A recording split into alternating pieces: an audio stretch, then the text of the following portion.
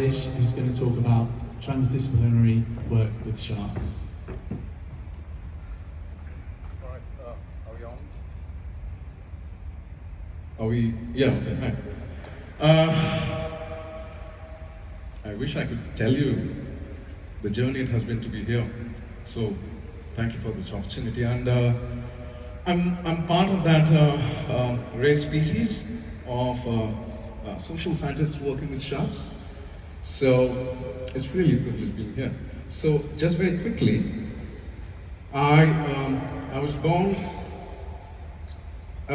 in a family of painters. My father was a painter.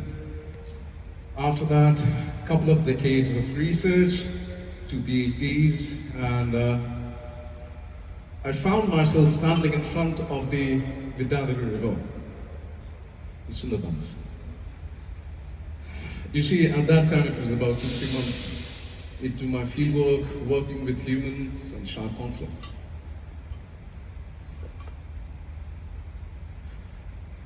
And there was tears in my eyes.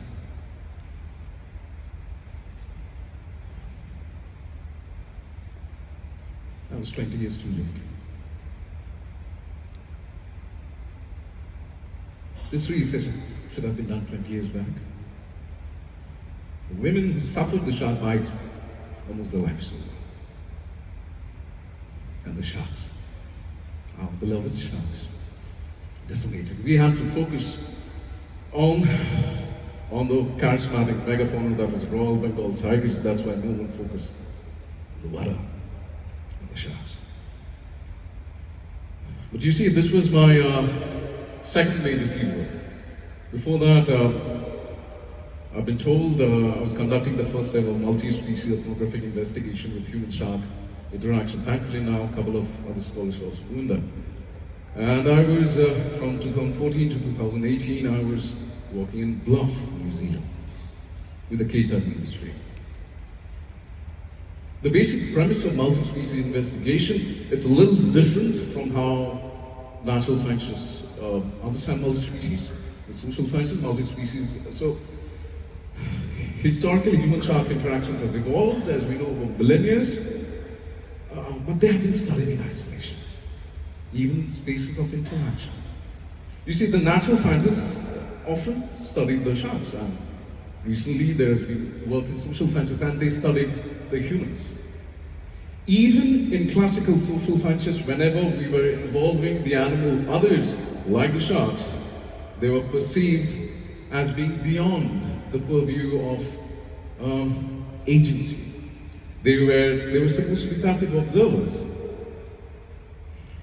But that meant we failed to understand the entangled reality. And humans were given the singular agentive ability in that interaction, altering that, challenged that multi-species ethnography research, like multi-species ethnography, challenged this anthropocentric perspective. And yeah, like I was told, I was conducting the first ever, field testing the first ever human-shark multi-species methodology in New Zealand. For that, I was documenting not only the lives of the sharks, but the lives of all the humans, all the different demographic, the geographic structures of this interaction, and the ecology, the socio-ecological relationship they were involved with. But back to Sundarban. Could the same multi-species ethnographic structure that I used there, can it be used in Sundarban? Hey, just for a fact, a white shark in New Zealand, you guys know, you can see them 10 meters, sometimes 20 meters away underwater. Sundarban, 2 feet underwater, you can't see the sharks. And local experts, like we're speaking of local experts, do we take enough knowledge from this? Is working with local experts just about going and asking them questions, or do we need to live with them, be in that sand, be in that mud, be baked ourselves, eat that food, live that experience?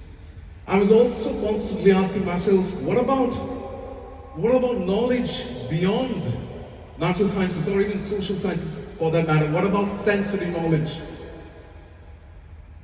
how much of our knowledge is actually verbal? 10%, 20%, the rest is non-verbal. And finally, what about the people who are not natural scientists? What about a painter? What about a lawyer? What about an engineer? They want to contribute to shark sciences. What about them? So I could realize there was a stark power structure difference between humans and sharks, natural sciences, social sciences, humanities, science experts, local experts, objective knowledge and sensory expression.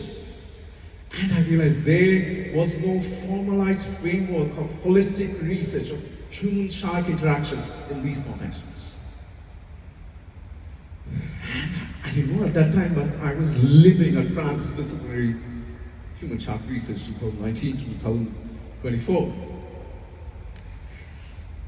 I needed to tell a full all-encompassing story and create actions. As we know, transdisciplinarity adds action into knowledge creation, but for betterment of both species. For that, in all those years, worked on sustainable livelihood for the shark bite victims, collected information about the bites and tried to understand the ecology of the sharks. I actually created with the locals an idol which tried to bring focus on the women and the shark who suffered the bites. And also for the sharks, we tried to create a shark database of shark abundance in that region, and obviously local ecological dysfunction. That is where the last couple of years I've been working on the human shark methodology. So I'm defining right now this SHHRKS, smart name, isn't it?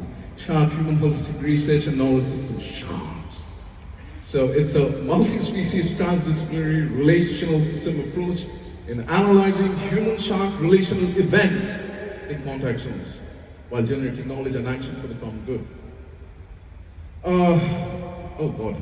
Okay, so it bridges a gap between disciplines, knowledge systems, modalities, and being a transdisciplinary approach, it is for the common good. I will have to run through all of this. I'm running out of time. So I'll just mention these terms, contact zones. The object of the study is not humans or sharks, rather the relational spaces where this coexistence happens. There are three fundamental pillars: the multi-species reality, that's the ontological foundation. The epistemology is transdisciplinarity, bringing in interdisciplinarity, trans-knowledge system and multimodality. And the analytical background is the relationship. I would love to speak about this now after this is done. And this is how we can create a physical approach like this. Identify the contact zone, co-construct the problem, multimodal data collection, triangulation, relationship mapping, intervention design, and obviously it's an iterative process. So, I'll just finish with this. This lady was the last person with whom I took my data. She had Alzheimer's at that point. She suffered a shark bite 20 years back when I couldn't finish taking that data, because she just looked at me and she was kept keeping on crying.